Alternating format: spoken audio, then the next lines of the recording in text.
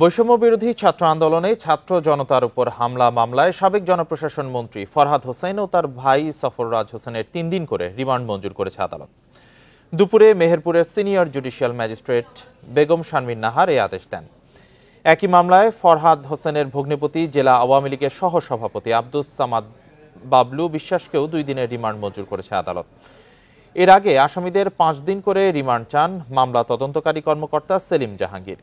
শুনানি চলাকালে আদালত প্রাঙ্গণে বিক্ষোভ করেন বৈষম্য বিরোধী ছাত্র আন্দোলন ও বিএনপি নেতাকর্মীরা।